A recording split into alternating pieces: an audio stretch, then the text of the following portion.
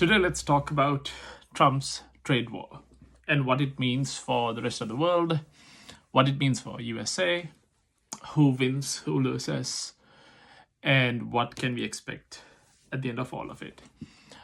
So let's look at why Trump is engaging in trade tariffs. USA is the biggest buyer in the entire world, the biggest buyer of imported goods in the entire world. The biggest seller of imported goods into the USA is China. Now, China essentially has taken over manufacturing that happened in the USA before China came along in the 1990s. So China came along in the 1990s and said, hey, you know what, will make you your goods for far more cheaper, for two-tenths of the cost, three-tenths of the cost, move your production to China. And essentially what all the US companies did was they moved China, and then now not just the US companies, the Chinese company evolved too and started selling to China. So China now manufactures most of what was manufactured previously in the USA. So what Trump is trying to do is two things. One, they're trying to make China's products uncompetitive, what China produces in the USA. And secondly, Trump wants to bring back the jobs that had gone out to China back into the USA. But when Trump did the tariff, so Trump has 100% tariff on China. Now on Bangladesh it's 37%. I don't know, in the Vietnam it's something similar. In Sri Lanka it's 44%. So what generally would happen is companies in China are now, as far as I know, they're actively looking at buying in alternative markets such as Vietnam and Bangladesh and producing from those markets. So essentially they just move from China to elsewhere. Now for Trump to actually bring jobs back to the USA and to make Chinese products uncompetitive, no matter where China moves or where the production moves, it has to technically be uncompetitive in US markets. And the US companies should decide, oh no, we are going to actually manufacture in the USA. For example, let's take Apple. Apple should fundamentally decide, we are going to manufacture the entire Apple iPhone in the USA and not in China, not in India, not in Vietnam, not in Bangladesh. Now, Apple manufactures a lot of his phones in India too. So for Trump, what has to happen is he has got to make all these markets uncompetitive, so that Apple decides, no, we are going to bring it to the USA. So the question remains, even if you put a 300% tariff on all the countries, does it still become uncompetitive? Or does it still make sense to manufacture in China or India or Vietnam, Bangladesh or Sri Lanka? If you really look at the numbers, it still makes sense for them to manufacture outside for most of the goods outside the USA. Now let's look at if they decide to bring it to the USA. An iPhone is going to cost you like $4,000 or $5,000. Let's assume $3,000. And then comes the question of how do the people in the US afford to buy this $3,000 iPhone?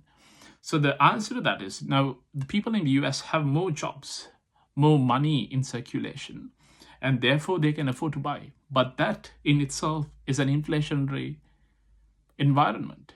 More money, more stuff to buy, just like what happened during COVID. Money was printed, distributed injected into the economy. They had more money in their hands, and then inflation happened. So inflation is not good for Trump. High interest rates aren't good for Trump because high interest rates are brought in to combat inflation. So Trump loses irrespective of what happens. I don't see how USA wins out of all this. Now let's think about, does China lose? Yes, they do. So if they are suddenly a lot more pricier in the USA, the common person in the USA, the person that bought Chinese goods, are now going to think twice about buying it, not because it's cheaper to make in the USA, but merely because a phone or something they bought earlier for $1,000 is now going to cost $1,500. And they're going to think twice about spending. So China is going to lose. Then let's think about who wins. So if China still has to produce phones, it's got hundreds of millions or billions of people employed. They've still got to make 1 billion phones. Now, who do they sell it to if the people in USA aren't willing to buy? Then they've got to look at other markets comparable to the USA in terms of spending capacity. So here comes the high income countries, high debt to high GDP per capita countries like Europe, like Australia, New Zealand, like Canada, like the Scandinavian countries. So technically, all these countries would get cheaper goods from China and the rest of the world. Now let's think about who really wins. In an ideal scenario, the countries that really win are the countries that export less to the USA and import a lot more from China. So if you weren't reliant on your dollar revenue from the USA, so assume you weren't exporting a lot to the USA anyway, but you were importing a lot from China, suddenly your exports probably would get hit, but that wouldn't matter because your imports suddenly became a lot cheaper. So did Trump muck it up entirely? Did the team that made policy muck it up? In my opinion, they did make a mistake in how it was executed. It could have been a lot more strategic in terms of if they wanted to trade balance, if they wanted to make China or the other superpowers uncompetitive, if they wanted to, give them a blow, so to say. There were a million ways to go about this. This probably was not the best idea. As you can see that people in the USA are panicking, investors are panicking. They don't believe that companies in the USA are competitive anymore because of this tariff. So there's a couple of things that Trump could do. He could backtrack on this, and then he'd lose all political capital, or he could stick with it.